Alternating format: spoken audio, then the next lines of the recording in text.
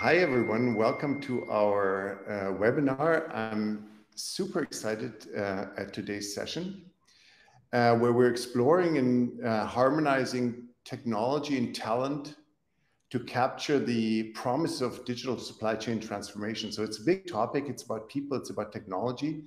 And my name is Heiner Merman. I've spent the past almost 30 years in global supply chain.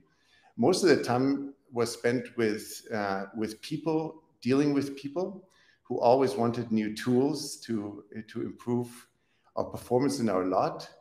And in the last 5 years, I've much more focused on the topic of technology. So let me introduce our panelists here today. And ladies and gentlemen, I'm happy to share the stage with Tom Schmidt. Tom Schmidt is Chairman and CEO of Forward Air Corporation. And Tom brings with him a wealth of experience in various roles at DB Schenker, Aquaterra, Purelator, and a number of years at FedEx. And today we're super excited to explore with Tom how he incorporates technology in his leadership philosophy that he calls PSP, People, Service, and Profit. So thanks so much, Tom, for being here. I'm super happy that you're here. Next is Radu Palmanmario. Mario, how do you pronounce the last name, Radu? I always call you Radu. You did great. Okay, thank you. And Radu is the managing director of Alcott Global in Europe and Asia Pacific. He has a lot of experience in supply chain talent acquisition and management. And I think it's fair to say, Radu, that you're one of the best known supply chain personalities, and you've become one of the most influential people in our industry. And you've also recently become the author of a best-selling book called From Source to Sold, What Makes a Great Supply Chain Leader. Radu, thanks so much for being here. My pleasure. So we'll go into 3 topics today. From sort of my perspective, the first really interesting topic is sort of balancing the philosophy of talent and technology.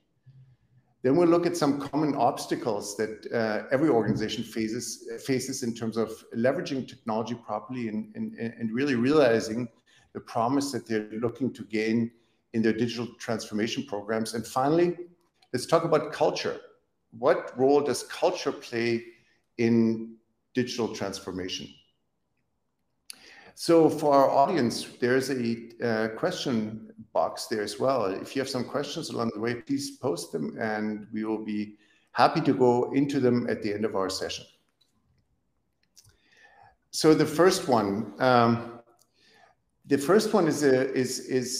a really interesting one. Sort of what's the philosophy of talent and technology? And in my mind, I've always grappled with the concept of tools. And if you look and extend the thought a little bit of that, if you're a golfer and if you're sort of like a 20 handicap golfer and you're always looking to improve improve your score and improve your handicap, and if you give me Tiger Woods' golf club, am I going to turn into Tiger Woods? And the answer is no doubt no. You know, and so how important are tools? How important are the skill set? How important are the people in the company to really move forward? And what goes first? You know, Radu, given your extensive experience in meeting so many different people over the last 20 years. I think we're good now. I had a little bit. So meeting so many different people and so many different companies, what have you encountered in your career so far? How do people balance technology, tools, and skills in an organization? The straightforward answer is they don't. They typically this is a $1 million balancing act, which most companies don't get right. There's a little bit the magic sauce or the secret sauce that nobody has for too long, at least, right? So there might be periods of time where you kind of get it right, and there's always, it's kind of like a marriage, right? You kind of always there's some tension between the husband and wife. You know, there's spells where everything goes smoothly, but there's a chance that at some point or another one is going to get mad with the other, and that's just life, and you got to work it through. And that's that's kind of what makes a long-lasting marriage, right? The ability to work through these difficult times. So back to your question, the balance between people, so it's I can't remember if it is actually you who taught me this or not, but anyway, the framework that I like, and I remembered, Tom, I think I heard you for the first time, maybe it was in Essen, PPT, people, process, technology. So to me, these are the three elements. I think typically organizations, and in general, we as humans somehow think that, to your point, Heiner, that there's a magic golf stick that can make us all into Tiger Club, that can make us all into Tiger Woods. Obviously, I'm not a golfer. Sorry for calling it a stick. But yeah, that doesn't really exist. And there's no such thing as a magic technology that kind of just takes all our problems away. So I think the best companies understand that. They focus first and foremost on having the right people. You got to hire the right people with the right mindset and put them on a common kind of aligned vision. Process is equally important, because if the organizations are siloed, if it doesn't make sense the way that the flow of decisions work in a company, then you can have the right people, but then basically you've lost it on the process. And then finally is the tech that kind of makes this to work, right? People with the right process, and then the tech comes into, okay, let's align, let's harmonize, let's digitalize. So I think the best companies are the ones that do this in the right order: people, process, and then technology, and then somehow manage this to keep this into some sort of a balance. Again, with the understanding that it's very easy to to lose this balance, but this is the order: people, process, tech. Excellent. Tom, how does it fit into your PSP framework? Because technology is always a hugely important topic, generally speaking, right? Is it for you? Is it people, service, and profit, and technology is enabler in that framework, or where does it fit in? Yeah, so I should give credit where credit is due first and foremost. So PSP, and I almost feel sorry for our listeners here about these three-letter acronyms, but I think the essence behind it actually is pretty powerful. So Radu, you and I are on the same page. PSP, which is what I learned at FedEx 25 years ago, and that's where it actually started. Fred Smith, the founder of FedEx, started FedEx with the mantra of people, service, profit, in that sequence and in that priority order, basically saying we need to, back to your point, Radu, we need to attract, develop, stretch the right people, and then they will then go above and beyond to deliver exceptional service that actually is a great match for the customer's needs. And profit is almost a logical consequence: people, service, profit. So it's slightly different than the way you framed it. And to your point, Heiner, again, this goes back to the beginnings of FedEx, and this is what I picked up, and I strive very hard to live by that priority order and by that sequence, and always put people first. And you're making a point very correctly. Well, there's no technology in there. Well, there is, because to some extent, PSP, that mindset is timeless. What you have to do is wherever you are, you have to create a 5-year kind of roadmap for yourself and say, what does victory look like? I oftentimes like writing articles like, here's a quick article, what I would love to see in a business publication 5 years from now, celebrating a great global success story, or in our case, a great North American success story, Forward Air. Then I would like to articulate this, and then you use your people and stretch them, attract the right ones. Obviously, in these times, and this goes back decades now, technology is a key, if not the key enabler behind everything we do. So as long as the PSP remains timeless and agility comes in, flexibility comes in, obviously you always pick up kind of what is the key ingredient for that 5-year victory picture to become a remarkable reality. Obviously anything, whether it's digital, whether it's AI, is a big part of the roadmap today. 40 years ago, you would have said Six Sigma quality has to be designed in. And you have to attract the right people and develop and stretch them so that they can design in Six Sigma in a powerful way for this company and its customer set. So yes, technology is not implicitly in there, but PSP has to be timeless, and agility and kind of the relevance to the times that we're in has to be part of that model. Otherwise, obviously, it becomes obsolete. Yeah, that's super interesting, Tom. If you look at the various sort of transformation campaigns you initiated and you led, how is the topic of resistance to change? How does that factor in? How do you overcome that? Always a big deal. I mean, I think no matter what people say, like we all embrace change. Change by its nature makes people nervous. I mean, different degrees of change and obviously to different levels. But we're just right now, as Forward Air, we're coming together with another large company that's almost our size. We just announced that combination a month ago. It's probably going to become a reality, a closed transaction within the next month or so. And then you have almost 10,000 people, almost half on each side coming together, very different mindsets, possibly very different cultures, possibly. And then you also have, in some cases, two of something.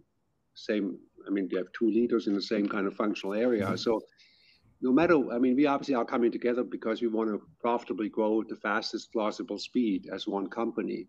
At the same time, it's change. The other half of the team is coming more from a private equity mindset. We are coming from a public company mindset. So resistance to change is always there, no matter what people say. And we embrace change, and we kind of thrive on change. Yeah, you do it to some extent, but I think it's an acquired capability. It's an acquired taste. I think most people naturally do not embrace change. I think what you have to do is you have to look at proof points. So go back 40 years ago. So I came to the States in 1989, not quite 40 years ago yet. And there was this huge concern about all these jobs going away because everything moved to Asia, first to kind of coastal China and inland China, other countries in Asia, and all these manufacturing jobs moved away. Certainly a big concern.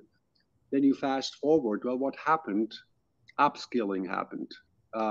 Americans moved into a different level of more like service industries, including technology industries, to a much different level and probably much faster than if they had kept the cotton industry and the manufacturing industry for basic goods. The same we see in our industry right now, autonomous driving. We have 4,500 phenomenal truck drivers on our roster. They're not employees, but they're independent contractors who work for us on our behalf. I just had yesterday our Driver Appreciation Day in Columbus, Ohio, with some of them.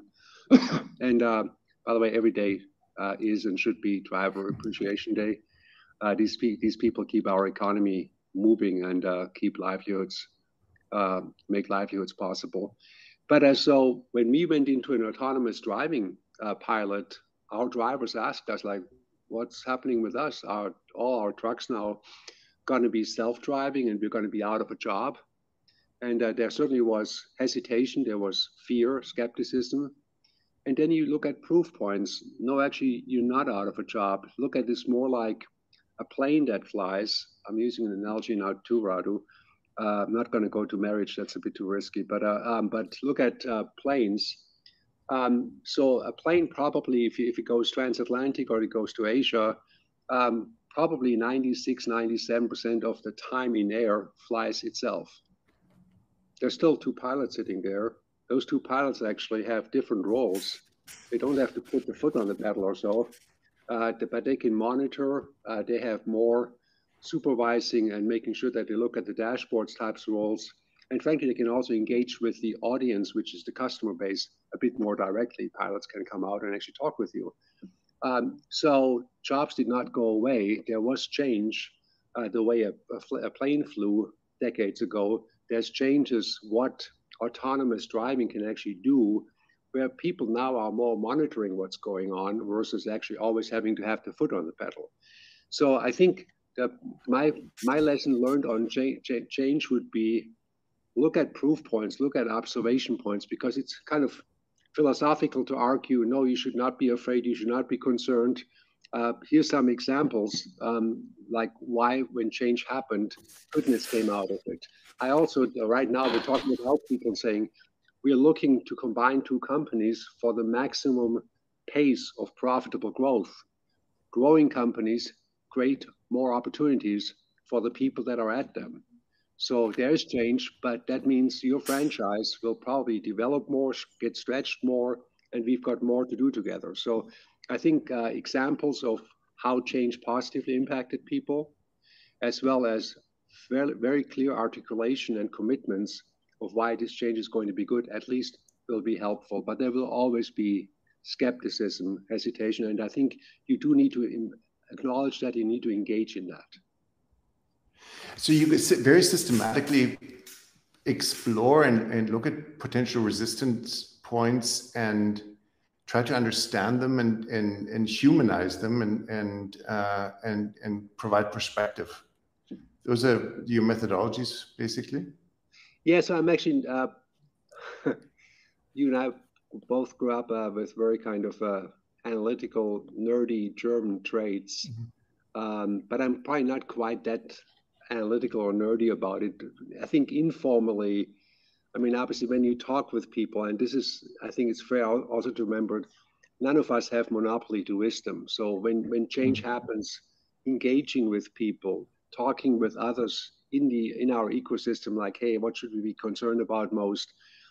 Mental ping pong, you get better and you pick up more when I listen to, like, where are the hot buttons? So you have to, I think, first of all, we have one leadership principle here that says we communicate with 2 ears and 1 mouth. So I think you have to be very sensitive to listening.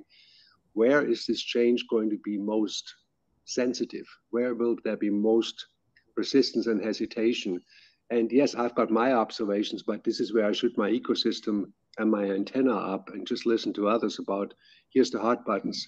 And so, and then you just think through, okay, here's the 2 or 3 groups, here's the 2 or 3 audiences that could really be concerned and that perhaps should be concerned, right? So whether you do it somewhat German analytical structured or whether you do it by lots of mental ping pong with other people, you figure out where the 3 hot button areas are and you go above and beyond working with them and come up with a solution that actually should be working for the majority of them. Yeah, you're a master communicator. Yeah, go ahead, Radu. Yeah, I wanted to add or double click a little bit that indeed it matters to be a good communicator. Now, arguably, most C-level executives should be and are good communicators. I think and paying you a compliment, which I have done in the past, Tom, I think the part where some are lacking is the authenticity part. Like, you can pull off some good big words, speeches once, 2 times, 3 times. At some point, people start to sense you. I mean, it's a human nature. So I think that point of authenticity, I mean, I've known you for a while, Heine knows you for a while. You can tell when somebody is authentically trying to, okay, I'm actually trying to do the right thing and I'm actually genuinely concerned about you, or just paying lip service to it. And, you know, obviously then people are not feeling much more secure.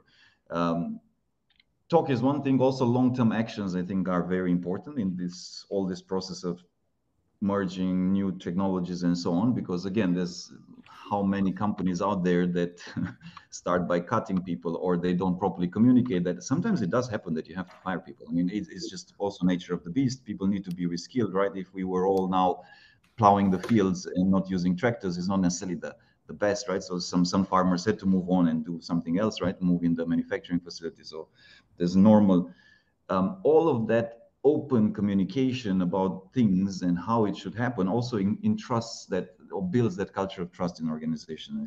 I can't stress how important it is. Now, perhaps also linking it a little bit to you, Heiner, and obviously Orchestra as a tech company.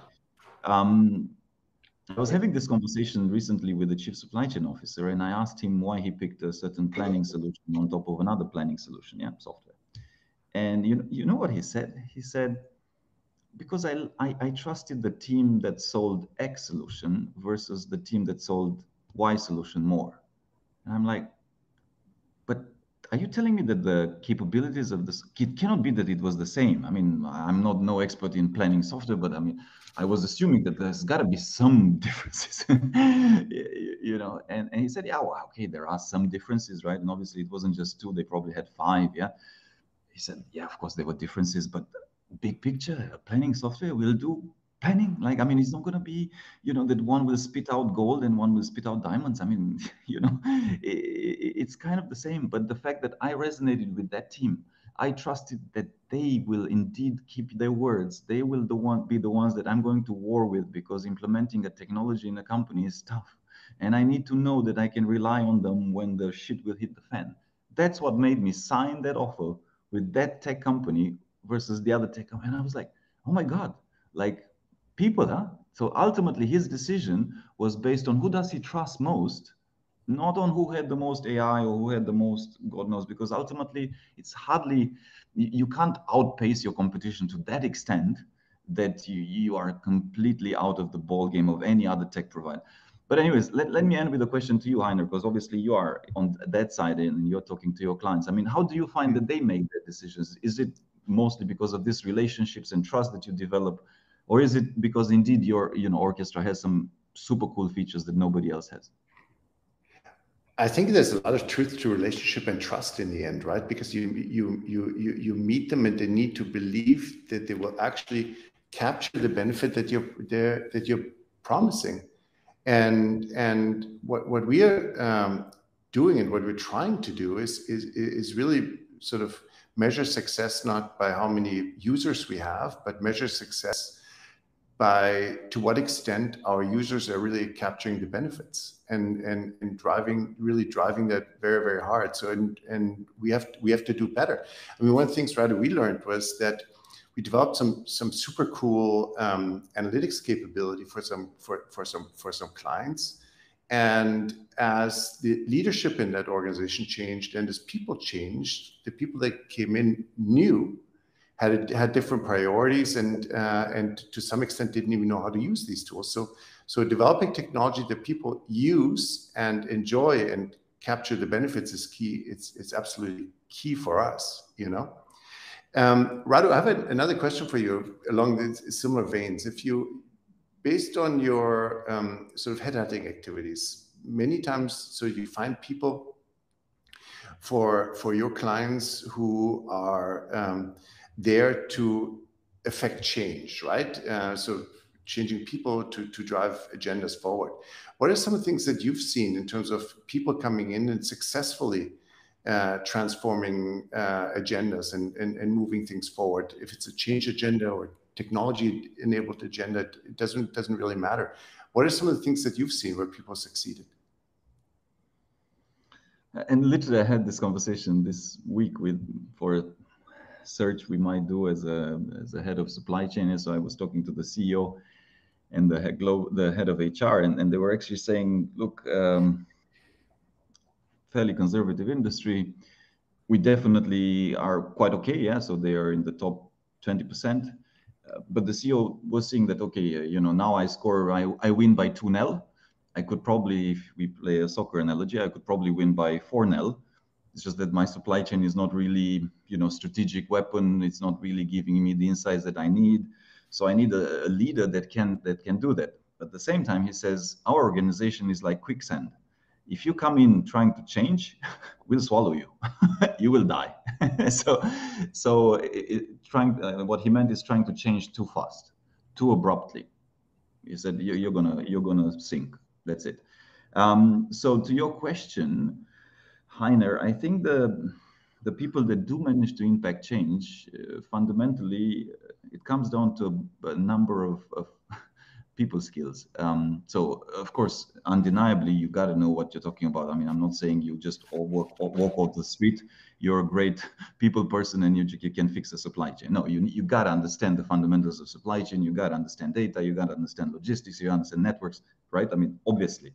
But then it's that ability of, okay, you walk into an organization, assessing the culture of the organization, assessing your stakeholders, getting their buy-in, getting everybody on the same page, having that combination, and Tom alluded a little bit with it, quick wins and long term, right? Because nobody has the patience that you say, oh, in 3 years I'll get you 50 million.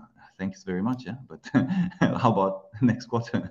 So you gotta kind of balance these things, and again, balance. Yeah, it's kind of a juggling of many balls, but quick wins, right? Focus on what are the low-hanging fruits, because there's always going to be some. We just placed a global head. Well, just about a year ago, we placed a global head of logistics, right? So he was able to take first and save about 20 million, and that built him credibility with the different business units, right? And then they were much more open to his suggestions. Now, 1 year later, he's going to roll out a new organization because now he has his trust and he's delivered savings for them. This is not rocket science stuff. I think the people where they misjudge is that they go too fast, right? They go too abruptly, and then the organization rejects them, or they go too slowly, and by that time they just fall into same old, where they can't change anything anymore, and they're just managing status quo. So that's why, again, balance is easy to say, pretty difficult to do, and having that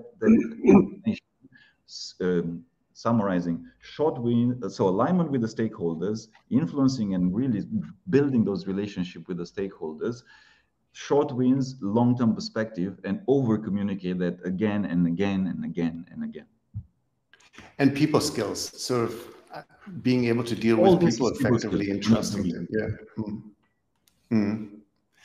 Let's explore culture for a minute. I mean, there's a well-known saying that that culture eats strategy for breakfast any day or every day, you know? And how does culture embrace a company's sort of ability to embrace change and technological transformation and those kind of topics? And so maybe building on what you already said, Radu, looking at the company that you mentioned before that was a little bit more measured pace, if you like, of change. So how is culture the determining factor of the ability and pace of change?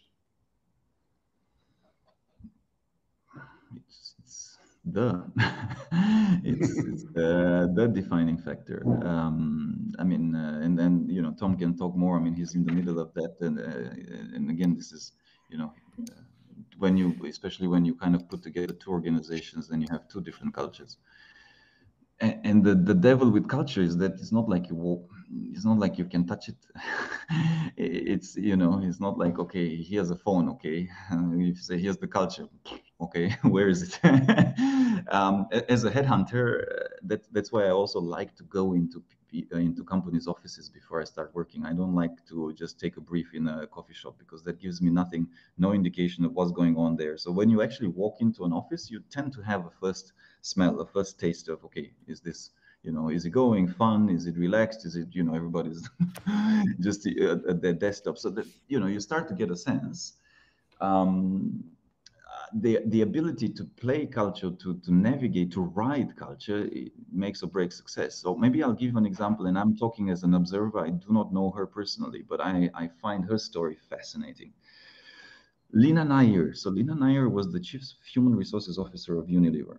And then about a year or so ago, she became the CEO of Chanel luxury brand, right? First, I've never known a HR person to become CEO, to be fair. So she's definitely, and I know of her that she's, you know, super inspirational and forward thinking and so on. What I have observed, not knowing, but from the distance, in Unilever, she would post stuff almost daily. You know, you can find her on LinkedIn. She would do, and you know, I don't think that personality trait of hers has changed. Yeah, in terms of being that she's that as a human being. If you watch how many posts has she done in Chanel, very few. I mean, maybe 10 in a year. Yeah, because Chanel is a much more, as a culture, is much more reserved. You know, secretive. There's certain things that they guard very carefully. Obviously, it's luxury. It's a different type of a dynamic. She's also, if you see what she did, right, she kept most of the team, She has advisors that are very strong.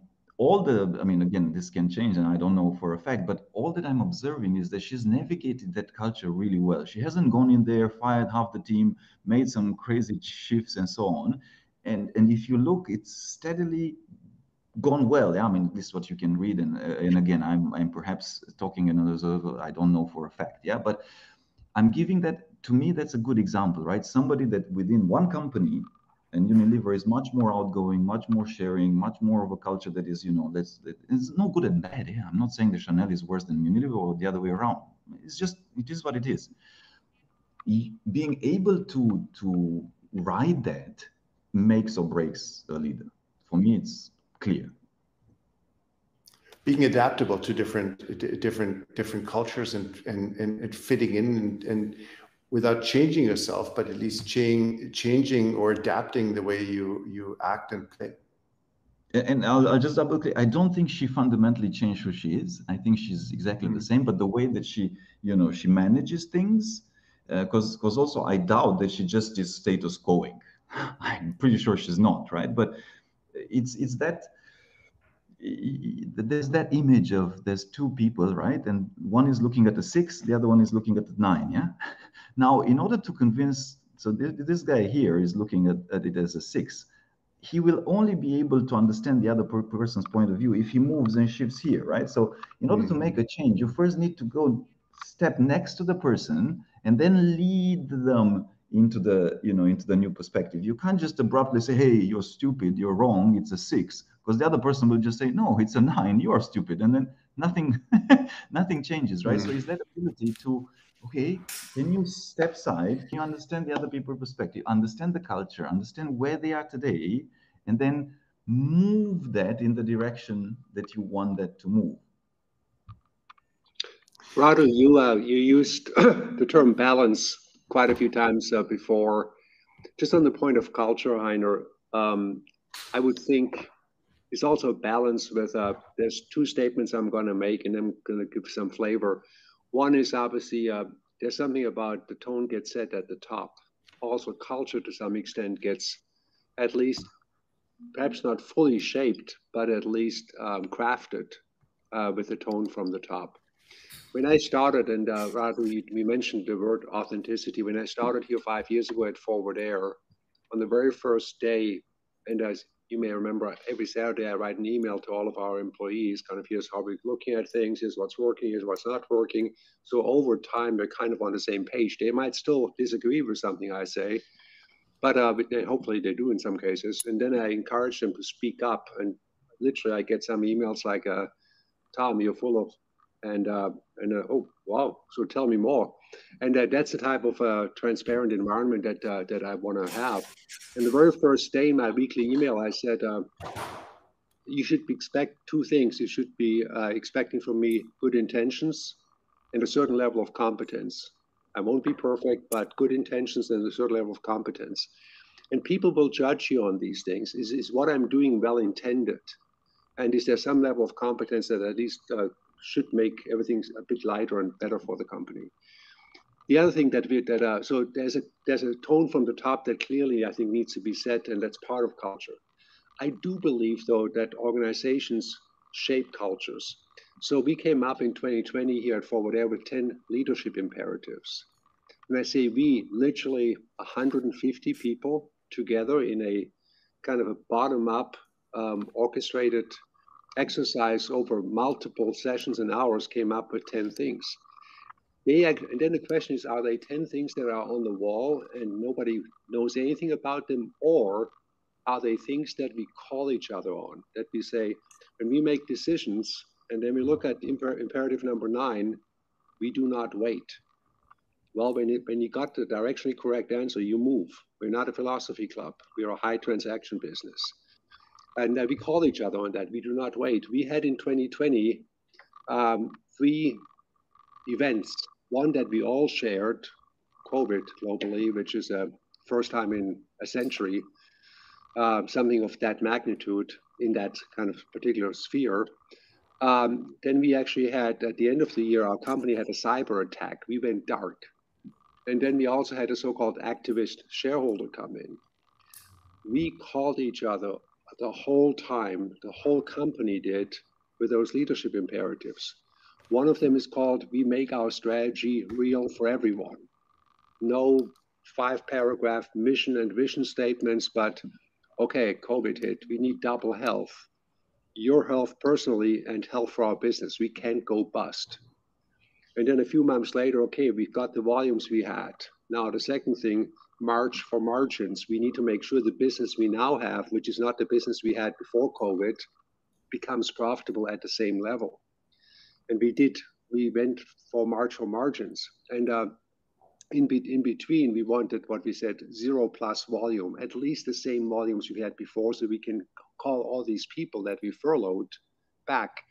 In contrast to many transportation companies, COVID for us initially was a huge scare beyond the personal aspect, because a lot of our business is high precision execution business. We are the best in terms of on-time performance, speed, and no damages in the freight industry in North America. That's externally validated data.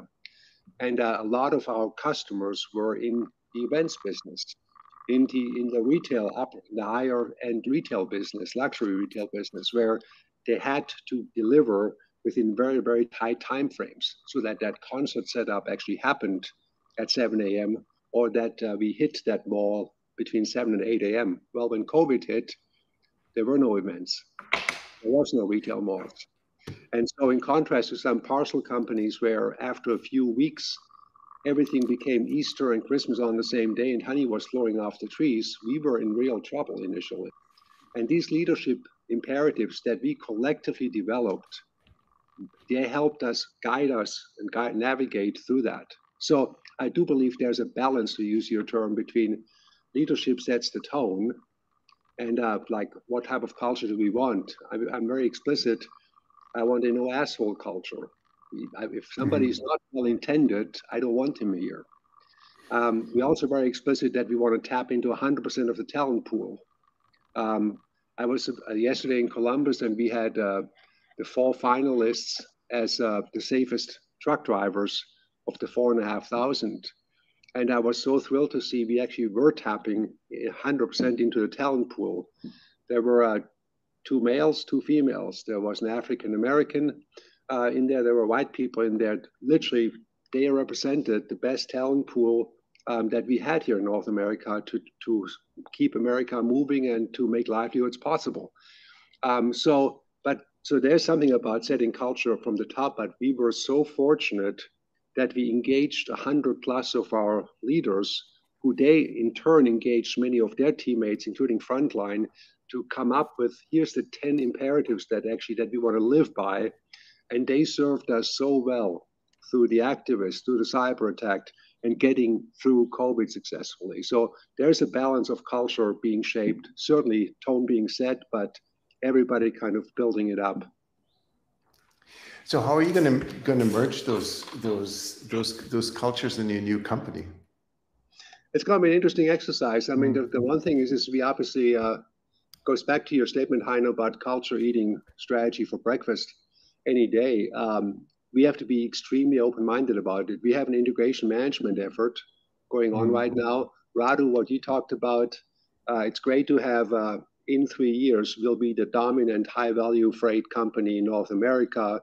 We're going to have this much less than truckload revenue, where we have 20%+ margins. We have to have that Wall Street Journal kind of picture of what that article looks like 3 years from now, that describes that great American success story. However, we also need to say, in the first quarter, we need to have the following 20 million of revenue synergies, 50 million of cost synergies, so that you get that initial credibility.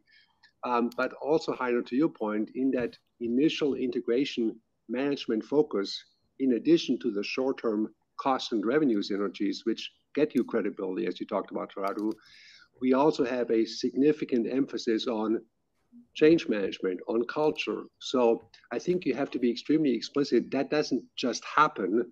We can work on all the profit initiatives and cost initiatives, and the culture stuff will take care of itself. No, it actually won't. It takes equal attention, and it's one of the top 3 things that we have on the integration agenda. How do we get these people on the same page, knowing that they come from very different places. I mean, good thing is we are merging the best operations company for high value freight with the best selling company of high value freight. So there's an initial logic that's fairly compelling, but at the same time, the people are coming from different places.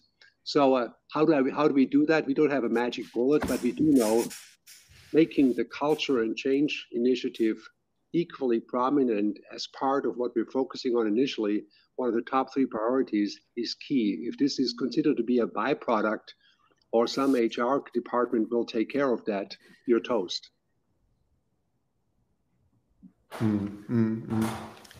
Let's apparently we have one question. Let's see here so far. Oh yeah, how do you ensure smooth and rapid development and use of advanced and new technologies to teams unfamiliar with these tools in supply chain? Radu, do you want to give it a first shot? I think you should, but you're the one selling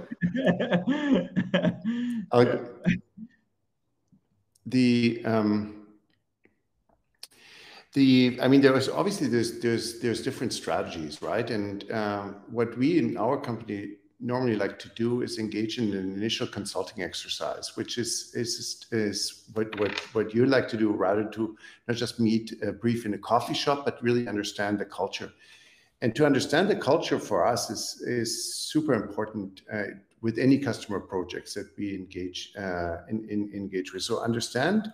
So the level of development that our potential customers at, understand really what are they trying to achieve, looking at what degree of technological development they have, what's the data availability they have, how connected are they with their ecosystem, with their partners, with their internal stakeholders. Is it a bunch of silos, or they have a good integrated layer of technology? And once we've established a pretty good baseline, then we usually have customized deployment strategies. We look at layering a technology sort of capability at a time, sort of understanding what are the biggest pain points and what are some of the tools that we can offer to remove those pain points and focus on those, and not go full hog and try to get everything done. So it's usually a campaign over a number of years where we very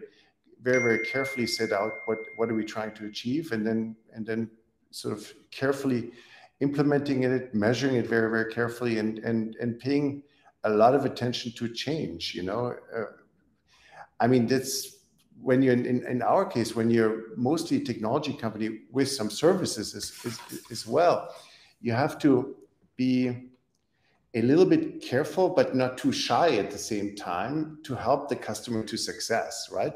Because if we drop the technology in and the adoption is not there, then we haven't won, and then we're not succeeding. So it's a bit of a balancing act. But Radu, some thoughts you have, and Tom as well? I'll just chip in with something well, I'll build upon what you said, and this is even before you start talking to the people that are unfamiliar, but in some ways they are also unfamiliar. It's the same target. So a lot of tech, let's say supply chain tech, is mostly sold to the CIO and the chief supply chain officer, usually they need to kind of agree. But the CEO and the board, for example, may have no clue. And ultimately, they may also need to use this, right? So they may fall into that category of people unfamiliar with the tools. So what I liked is I heard somebody share, which was coming from your world, Heiner, from a tech provider. What they did to get the buy-in from the CEO, the board, the people unfamiliar with the tech, they told the CSO and the CIO, said, look, just get us in front of the CEO and the board. We will not talk tech at all, right? We will not, just give us 30 minutes with them. And in those 30 minutes, what did they do? They asked just one question. What was the supply chain problem or problems that reached you and you had to take some sort of level of decision around it in the last 6 months? Then they documented what did the CEO say, what did the board level say, and then they basically built the pitch not, this is not manipulation. This is, they actually showed, look, this is how our solution addresses this particular thing, that you do not have to deal with it. And if they couldn't, then they didn't say that they obviously can address it. But some of these things, their solution specifically addressed. And the moment that the chief supply chain officer and the CIO had that, okay, this is how this fixes this, it was much easier to sell internally. So a little bit, if now we extrapolate to whole organizations, right, and unfamiliar with the solution, yeah, but it's not about the solution. What's the problem you're trying to fix? How are those people, and what's the issue they have that this tech will fix? Because if you tell them that this is how you fix this issue, they'll learn it. I mean, by and large, I mean, again, they're going to be resistant. They're not going to like changing systems and so on. But if you kind of communicate properly, I mean, typically, you know, if I have an issue, if I can't order and somebody tells me, well, order here online, I think I'm going to teach myself how to order online because I need food. I mean, it's a fairly, I mean, I don't want to oversimplify it, but it is the art of use your ears first, right, and talk later, and focus on what's the pain point of the people. Here's a good one for you, Radu. I think that's how else can a headhunter observe a company's culture if the company is fully remote online working, and how can a company maintain culture in such an environment, I guess? And I could share some perspectives too. All right. Well, do you know that Zoom mandated come back to office? That's my first remark. Yeah. So I don't know if, so let me choose, let me say, so I think fully remote is very tough. It's extremely tough. I think by and large companies, even if they are fully remote, they should try to get every a few times a quarter or whatever the teams in some sort of a one setup, because I don't see how you can create culture with people that don't see each other or have never met each other. I mean, we are ultimately a very, maybe I'm old-fashioned. I don't think I am. Maybe I'm too human-focused that I am extroverted. I need people. I don't think you can build culture fully online. Like, I mean, it's fairly difficult because we are social creatures. And sure, during COVID, under extreme situations, you know, we had to, fine. I think you need, you know, culture is created when you interact in a face-to-face. And I'm not saying that it's impossible that you work 90% of the time remote and 10%. If you really have to, I think the model of 3 days in office, 2 days outside, or something like that, maybe is slightly better, right? And I'm not here to judge if a 10 people company, right? I mean, maybe that can work, but when you're reaching hundreds and thousands of people, I mean, Tom company, I don't see how forward they can operate fully remote. There's two things. There's also a couple of things. I mentioned those leadership imperatives before. Hard for me to conceive. And again, I think we have to be open-minded. I mean, we learned a lot during COVID about agility, flexibility, and I think we should not unlearn some of the good things. There are good hybrid models that work. I'm with you. It's hard to create a culture completely online. We would not, as a team, have developed our 10 leadership imperatives that truly help us navigate through journeys that are sometimes extremely challenging. We would probably not have done that equally effectively online. We had 150 people walking the floor together and figuring out which of these pieces represent us and are us. And I'm sure there's some software company that can possibly do the same thing virtually. I still think it's not the same. So I'm with you there. Another good proof point, I think, is during COVID, we had people join the team and leave the team, and the vast majority of the teammates had no idea that these people were ever here, right? And but the joining and leaving was at a rate that was clearly higher than what we would be expecting in more normal times. And again, normal could be the new normal. We should not unlearn what we learned during COVID. There's probably no point why everybody has to be at their desk for 5 days a week in every single job function. In some functions, possibly. One last point, there's also something about equity, fairness, consistency. We all are in the supply chain and transportation business. 85% of our teammates, and depending on how I calculate it, when I include the drivers, an even higher number they keep America moving every single day by sorting, unloading, loading, and driving. And who are we to say that I can't be bothered to come for a session to the office. I can't be bothered for a session with my customer in person when 85% of my teammates, no matter whether it's 100 degrees in August or whether it's minus 30 in January, and they still come to the terminal, they still sort, they still load and unload, they still keep America moving. So there's a bit of it's a team sport and we're all on one team. Yeah, from my perspective is sort of every situation is somewhat different. I've grappled with this topic a lot as well, because I came obviously from a company where there was only in office presence, and what we've done, Orchestra, we started in an office initially, and then with COVID we jumped onto the virtual bandwagon, if you like, because it afforded us the opportunity to hire anywhere. So we have colleagues now sitting in Asia, in India, in Mexico, in Canada, in Europe, and it is on one hand it's a bit challenging, but on the other hand, and this is what we've tried to do, and I think it's moving in the right direction for sure, is to build a culture where you establish a team that functions, and making sure, Tom, what you said, try to keep it an asshole-free environment, because if you're assholes in general have terrible impact on companies, but this impact is so much stronger in small organizations than it is on big organizations. You know, try to only let people in and keep people that are well-intentioned and they're working for common good and common purpose, and find those kind of leaders as well that foster a team. It's not about me, but it's about us. And while we had some pretty big wobbles at some stage, but it was usually about disruptors and not so much about physical presence, you know.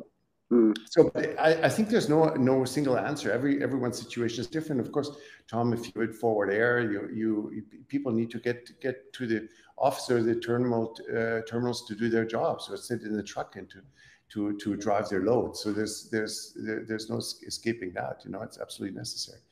But we have a couple more here. How do you filter out new and young technologies that have real growth potential from those that may not be ready to go to market?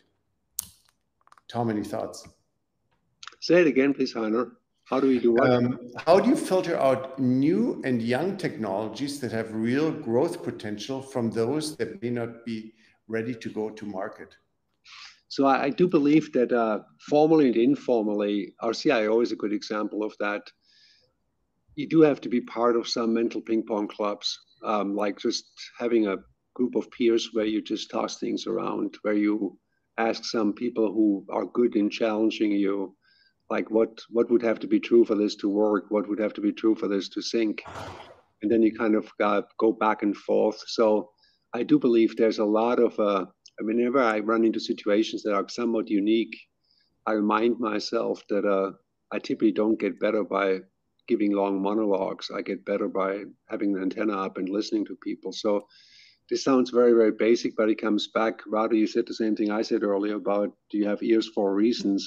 Or one of our imperatives is we communicate with 2 ears and 1 mouth. There's a bit of a balance here. So yeah, I think you have to have mental ping pong sessions with people that help you challenge, and you just bounce this back and forth. And what would have to be true for this to be a wild success? If you can list what that is, perhaps it is actually something that's a remarkable opportunity. If you can't list it, or if you list it and then it gets taken apart, it probably doesn't pass the test. One easy things is deploy proof of concepts or MVPs, you know, that go into small pilots, see if the company is really capable and able to deliver what they promise, and see if you're able to capture the results and fail fast, right? I mean, like, yeah. And also back to culture, promote a culture where failing fast gets high-fived and celebrated, right? Versus damped. Absolutely. How can supply chain leaders ensure that digital transformation strategies align with the overall business objective and goals? It's a cascading thing, right? So you have to visualize what 5 years from now, like what has to be true for this to be a wild success story, whether it's in whatever your dashboard KPIs are, whether it's revenue, whether it's margin, whether it's a level of service, net promoter score, and then you have to make sure that this is where I think some form of germ nerdiness does come in and helps, where you basically cascade these things up and down.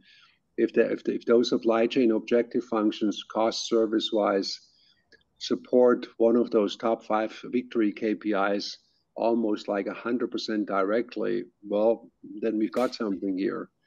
If you can't make that connectivity, then you don't. And I think these things do have some logic to them and have some linear kind of cascade to them. So the last question that we have here, how can supply chain organizations effectively balance the adoption of new technologies with the development of the workforce's digital skills? Any thoughts? That's you. Best don't do too many things at the same time. I guess it's one thing. So I was one of my good friends is the CEO of a large 20 billion organization. So when he joined, he kickstarted quite a few projects, and he's always very ambitious. He was actually sharing that that one of his lessons as a leader was, it's one thing to lead the way and like the 5-year strategy and so on, but also when you look behind, make sure the organization is able to keep up with your vision, just like you're walking alone in the middle of the desert with your 5-year plan. So balance seems to be the key word of today. So it's the balance between, okay, yeah, we definitely need to change. These are the 3, 4, 5, I don't know. I mean, there has to be a limit. New technologies that we can swallow at the same time, then of course educate the people. I mean, there's a plethora of tools, there's a plethora of courses. I don't think we lack knowledge, we don't lack LinkedIn Learning, we don't lack access to all these materials where you can learn and pick up things quickly. You can easily get overwhelmed, and if you're pushing in 10 different directions, then you're going to achieve none. So you got to balance. Okay, yes, let's prioritize. These are 1, 2, 3. Right, let's get people on board to this 1, 2, 3 first, and then once we find that the level of literacy, adoption, success is 80-90%, let's move on to the next. What organizations do wrongly, they either start too many or they start too few, and then you get lost. Or, I mean, God bless those management where they start with something and 1 year later they change their minds and start with something else, and by that time it's a whole mess altogether. So don't do that. And 2 or 3, and then get the organization on board. I think what's also important is to try to get a good sense of mindset. What are people's mindsets? Are they gaining energy by solving problems, sort of firefighting, or are they more sort of forward thinkers and planners and try to prevent the fires from starting in the first place, right? And if you have only firefighters and you want them to turn them into fire preventers, it's probably a pretty difficult task. So it's going back to our earlier topic, right? To say what's the makeup of your team, and do you have the skill sets and the mindsets that are necessary to drive the digital transformation? And just on that one, and we probably have to come to a close because I sometimes say there's a point when things get longer, not better. But just one quick thought, and then at least from my perspective, that may be the last point. I think when you talk about those firefighters versus those people who think ahead to minimize the odds for there to be fires, I think it's key for leaders to always make sure that in key areas, whether it's firefighting, looking ahead, the people that work with you directly should be in critical functions and dimensions be better than you are. Do not hire up a whole bunch of mini-me's that look like you, act like you, are just about 10% dumber and 20% slower. That gives you perhaps job security for 6 months or a year, because these people certainly won't take your job. But medium term, you're dead. So I think So when you need a little bit of firefighting and forward-looking, well, make sure that your core leadership team has people who excel at that and most likely are better than you are in some of those critical functions. Amazing. So closing thoughts, people, service, profit from Tom, and Radu, people skills balanced with hard skills are the core sort of principles of moving forward. I thank you both, Tom and Radu, so much for joining us here in this past hour. I think it was an excellent session. You're amazing, and enjoy the rest of your evening, Radu and Tom. Have a great day in Atlanta. Thanks for the great reunion here for the two of you. Thank you. Okay, thank you.